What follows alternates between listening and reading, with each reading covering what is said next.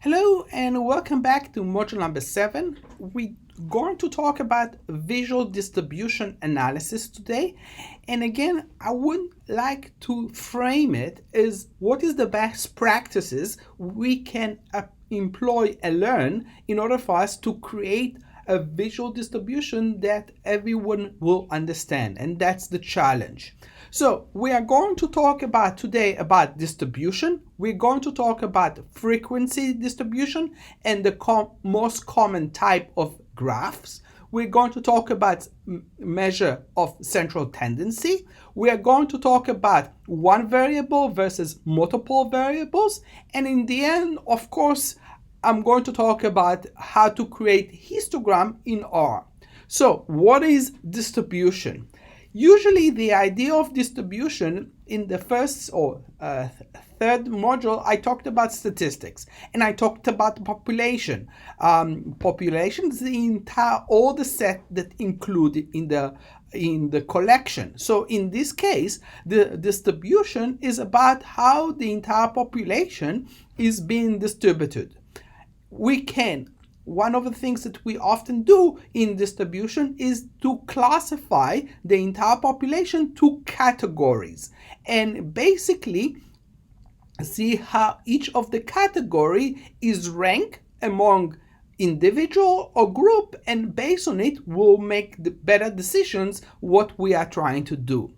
The dimension of distribution in visual display, we are talking about three terms. We are going to talk about shape, we are going to talk about location, and we are going to talk about spread of the data. So the shape is the shape that how the distribution is spread out. The location is the expected value of the outcome being measured.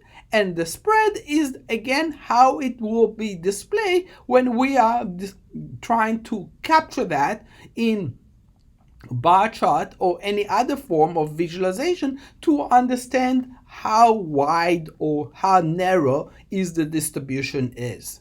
So the spread is the expected amount associated with the output, and usually in spread we usually like to use box plot and histogram, which is part of our way for us to better apply the visual distribution. The shape of data distribution, usually we are talking about two terms. We are talking about systematic and peaks. Systematic, we are talking about left, right, or fairly straightforward and systematic. And by doing that, it's usually is a very narrow, and I'll show it later in visualization. The peak, we are talking about what is the peak in the distribution. Is it a single peak? Is it double peak? Or maybe more than multiple peaks in the distribution, which is quietly important for us to know. Location is around the process that has been stabilized. So it represents numerical value such as the mean and the median.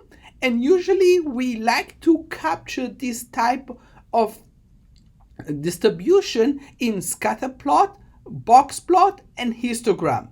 I'll show you cluster plot, which again is used in R. And again, look at the distribution from three different colors that represent different years: 1952, 1982, 2007. The shape is the third component in the visual distribution framework, and the shape is ability to identify the distribution about the location.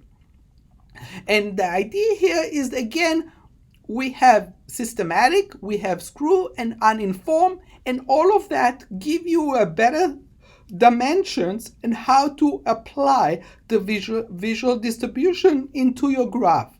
So in the shape of distribution, systematic, uninformed, to the left, to the right, and what is really it means with regard to the data that we are trying. Box plot is again usually are excellent tool to convey location and the idea of the information, the variation of the information in the data set. And it usually helps us to detect the location among different groups. So in this case, we have four different groups, and we have the energy and how much energy each group brings. One of the things that in distribution we often talk about is frequency distribution. And frequency distribution is how the data, how the table that organizes the data value into classes. So it means that it repeats again, and we are looking for repetition in the distribution in order for us to sort that out. And we have two types of frequency distribution: ungroup frequency distribution. Each value has its own class, and group frequency distribution. Usually, example, the data set applied to groups together into the classes. Example, sex. Example, height. Example, weight, and so on. So those are the type of frequency that we like to see. Ungroup versus group, and again, age of voters, course taken, and how to apply to it. And again, the issue of ungroup is probably a little bit more hard to visualize, because again, how do we organize it? How do we apply that? So again, if we will look at that in table set and the frequency, it will sort it out quite nicely. So the graph of frequency distribution, usually we are talking about histogram, and bar graph represent the frequency distribution. And it is usually, we have two scales, the X scales and the Y scales, and each one of them provide us the ability to measure the frequency or to measure the distribution in order for us to capture the data in order for us to do that. So example, peas per pod. So again, the number of peas and the frequency, and this is how they end up with. Relative frequency distribution is to show the proportion or the percentage of the data that falls into a particular class. Usually we apply the following formula: class frequency, which is the F, and the sample size, which is the N. Relative frequency histogram has the same shape and the same scale, and usually we are talking about relative frequency, not frequency. Relatively is the idea of the statistical measurements of what it pretend to have. So again, in this case, we have relative frequency and distribution of how it will be displayed. Group frequency distribution is for a set of many different values. Group data can be 5 to 20 classes of equal width, and usually it allowed us to come up with this type of distribution in a table, and it allowed us to apply or to display lower class limits, upper class limits, and the class width. And again, the idea of class width is the difference between two lower class limits. And that's important for us, again, in the overall distribution. How do we capture that most accurately? One of the things that we often use in group frequency distribution is midpoints and class boundaries. And then again, the value halfway between the lower class limit and the upper class limit divided by 2, and the class boundaries is the upper class limit and the next lower class limit divided by 2. And again, this is the way for us to give the distribution more systematic based on formulas in order for us to sort the data in regard to frequency in order for us to apply it, in order for us to construct the frequency distribution and how to apply to it.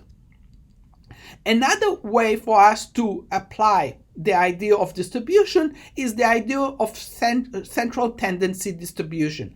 I talked about that in the introduction to descriptive statistics. The idea here is that it allowed us to describe the average or the typical value of a score of a set of scores. And the idea here is that there are three common measurements, which is the mode, the median, and the mean, in order for us to do that. The mode, as I told you about that in descriptive statistic, is the score that occur most frequency in the data set. And that's an example of it. In binomial distribution, we are talking about two modes, and that's why it's called binomial, and again, how it been displayed with that regard. Multimodal distribution is about more or two distribution, and usually we are allowed to do that in the score on exam 1, and again we can see the scale from 75 to 80, from 83 to 87, and almost 89 to 95. And so this is the mode of modality with regard to distribution. When do we use the mode?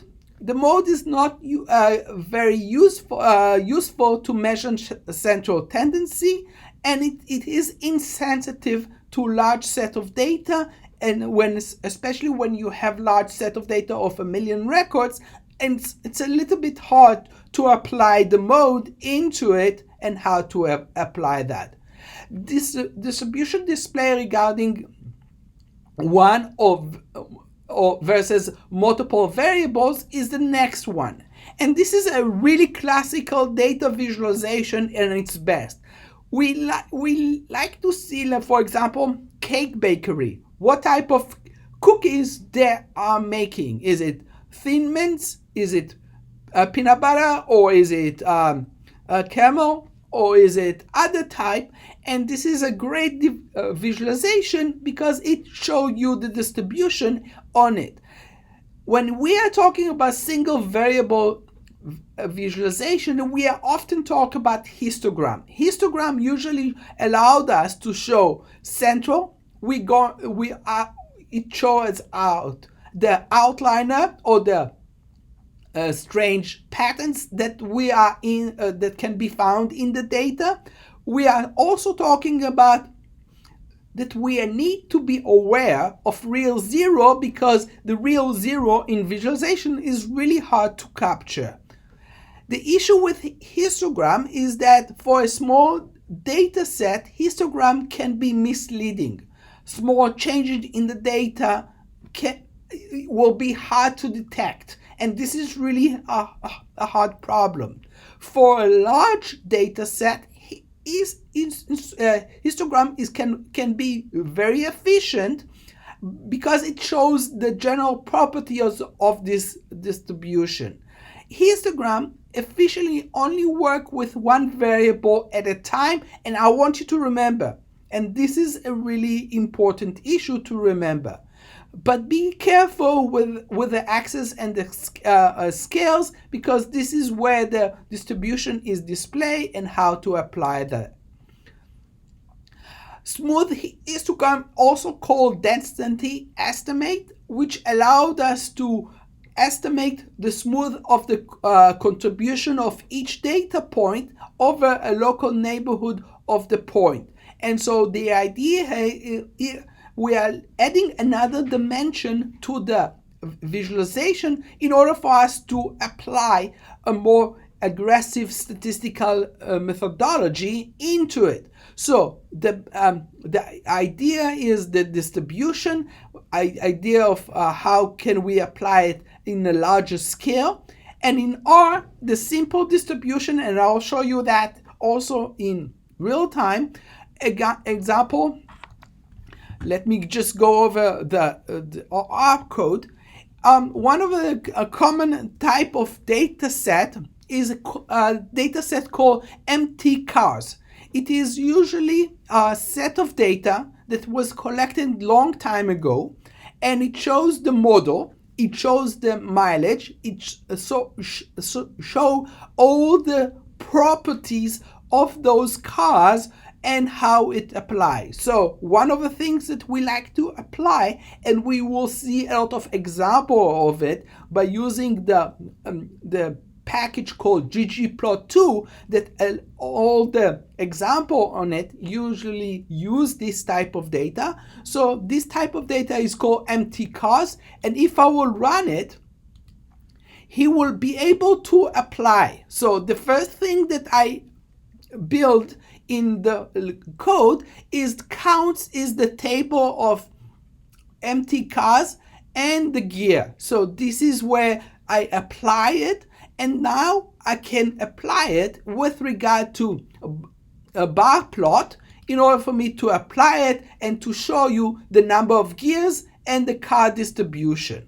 So this is part of the R distribution, the R power with that regard.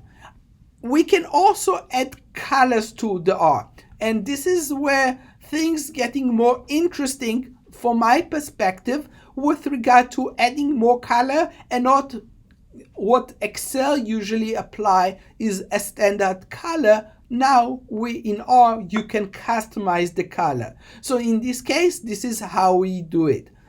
Adding a normal curve in order for us to show the distribution in the histogram is the following code. Again, I'm using the MT-CARS, and I'm looking at specifically the MPG. So in this case, I'm looking at the general data set, and I'm asking the R to look at the MPG in that data set. I want to have, in this case, I want to have a histogram that will have breaks of 10, a color of red, and I'm going to declare that the x-axis will call mile per gallon, and the main title of this histogram will call histogram with normal curve. And so the idea here is that's what it will come out, that's what he will display. And again, this is a good visualization because it not only gives you one dimension of the data of the distribution, it also shows you the normal curve of the data, and this is really important.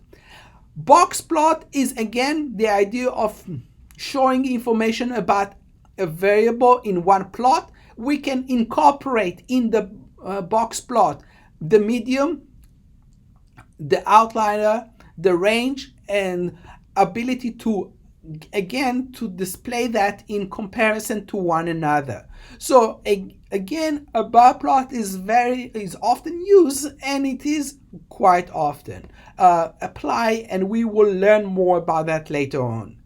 Time series is again something that you already experience, and if the data has idea of a component, it can be explicit and can be displayed, and again, this is the way we can apply the normal distribution into it in order for us to understand. So again, time series example with the mean and the age, and again, this is where it comes really interesting that we can add dimension to the visualization to make it more explicit, to make it more clear, so the user will be able to understand where the points are and how to apply that.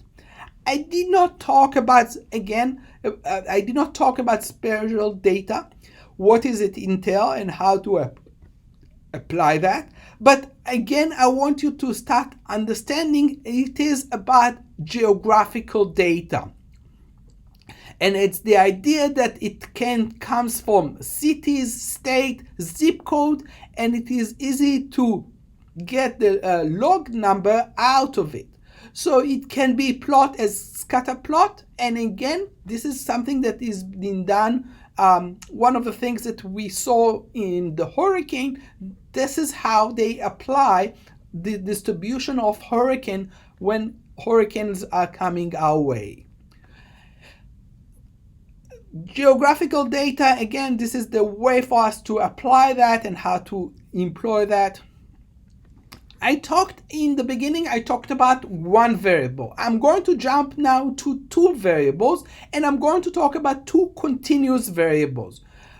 For two numerical value, the scatter plot is the obvious choice, and this is where it's going to be how to apply that. In this visualization, again, you see we can apply the distribution and we can apply how it will fit into the scale inside. So this is where we are trying to apply more than one variable, x and y, and we're trying to see how it will fit into visualization in order for us to tell the story. So this is something that I want you to see in two-dimensional scatter plots. They are not very popular. A textbook like to criticize that, saying it's not efficient, but I think this is part of our journey.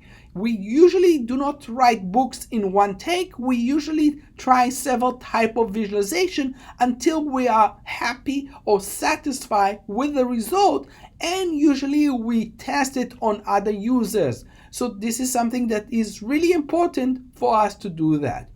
When we are displaying no relationship, and we can do that in scatterplot quite easy, and in this case, this is the result of it, where we have linear relationship or more straightforward relationship and other type of relationship.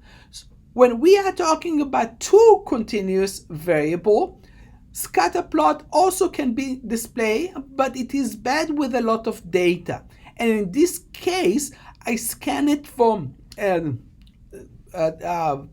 data from that was the age of wars, and this is what they came up with and how they apply that. It's quite messy. So what do you do when you have a large data set? One of the things that it recommends is counter plots, and counter plots usually apply, and again, previously I showed you one dimension and it shows where the distribution is. In this case, we are applying dimension and we are applying the data set in order for us to show the distribution in that data set. 5,000, 4,000, 3,000, 2,000, and 1,000 with regard to time part and the age in years. So this is again the idea of transparent plotting, and again this is way for us to display the distribution with regard to more than one variables. Again, there is a lot of example that I can show, and I probably need to go over one by one, but I would let you do it yourself in your time. And again, when we are talking about the displaying of two variables, if one variable categorical use more multiplies. Also, many software have the implement of lattice or a package in order for you to do that, and we will talk about lattice visualization later on in this later on in the class, and it is quite nice. It's not as powerful in my eyes compared to ggplot2, but has a lot of dimensions that ggplot2 does not. So two variable, one categories, and again the way for us to display that, it's up to you. You are the one who is going to do the analysis. You are the one who is going to decide how to communicate the data best, and they will see you as the expert of the data. And so your job is to select the best visualization that actually can portray this type of data. Bar chart and spin plot is also a very popular platform to show that. Spin plot shows the properties well, but can be hard to provide interpretation, and that's something that you need to be aware of, because again, you want to make sure that the user who see your visualization will catch it and understand easily. 2 or more variables, and the R is the champion of displaying that. Again, scatter plot, and I can show you techniques and methodology to incorporate colors and images into the scatter plot, and it is very efficient, but sometimes it's ineffective when you are trying to match categorical data, and this is a problem because you do not understand where the categories come into play. So again, one of the things that the R packages, new R packages allowed us to do is to sort the data more organized. And again, there is a complaint about that is not straightforward, because you see in the middle they did bar chart in compared to the rest of the area, they compare it to dot plot. So this is again something that we need to think about when we are designing our visualization. And when we have more than 2 variables, again, this is a problematic, and it's really hard to understand that. But when you will try to analyze or visualize that, that's something that you will need to see how it affects and how to do that. One of the recommendation, the early recommendation of multiple variable, is to break down the data into small visualization, so it will give you more in-depth about the visualization or about the scale of the variables that goes there. And this is a good example how many dimensions are represented here, and this is a problem, but again, I like it because it's aesthetically pleasant. And so again, this is something that we will need to learn how to design better, to implement better. As you can see, all the voters, income under, and other race, and how to apply to it. Multivariate visualization usually calls parallel coordinates, and usually it's allowed us to apply to a figure, in this case of plant, in order for us to do that. And again, using a table can be very useful to apply that, but we can also use visualization in order for us to apply and develop it. And again, the issue is it clear enough? Is it transparent enough in order for us to do that? It's up to you to decide, and it's up to you to see how can the data can be displayed in more useful way. In later on modular thing number 10, we're going to talk about network and graph, and we're going to see what it means and how to apply to it, and that will be a very fun thing to do, and how to apply to it. And again, there's a lot of R packages that allowed us to do that. We will use Microsoft extension to use it, and we will see how fun it is. Okay, so I want to end this module about what is missing. Pie chart is very popular, good for showing simple relationship, and it's usually people understand that because they see quite a lot of pie chart, but usually it can be misleading, and it can be doesn't capture what we are trying to achieve in our visualization. Our textbook talk about 3D. It's nice to show that you have the capability to produce 3D, but it is often hard to understand why is the dimension of the 3D represent, and is the 3D dimension also represent the data. So this is something that we are often encounter, and our textbooks talk about the worst graphic in the world. And this is example of it. And again, the 3D is at the three dimensions. And even though we have a little bit more classification of what the data is about, it's still bad visualization because it's not clear. It doesn't tell you the story. The dimensions add more confusion. And again, this is something that we try to avoid and try to not to apply. So one way to visualize high dimensional data is to reduce it to 2 or 3 dimensions. Usually 2 is the preferred number. So the idea here is, again, trying to slow it down, trying to narrow it down in order for you to do that. Okay, I want to almost end the module in one of the best visualization video that was produced about population. Hans Rosling is one of the most famous statistician that created the visualization of population, and Google support his attempt. And the idea here is that you're going to see how he described the growth of population and how it affects the income of the population.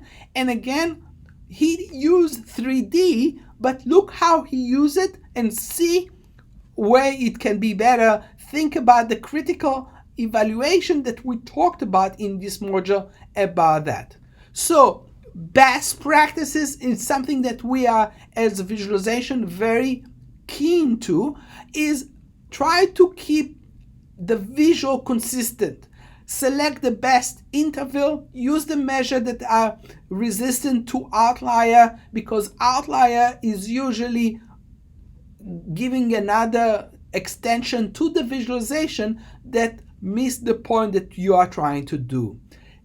When you are talking about interval consistent, the first rule, the size of the interval along the category scale, is that they must be equal.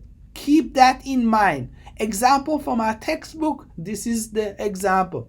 Based on our textbook, the top histogram is the only one that is consistently size age interval. The second histogram begins with and ends with 20 years, but 10 years is in the middle, which is inconsistent. The third histogram begins with 2 intervals, and then it switches to 20 years. So what do you think the best way to present this data to keep the interval consistent?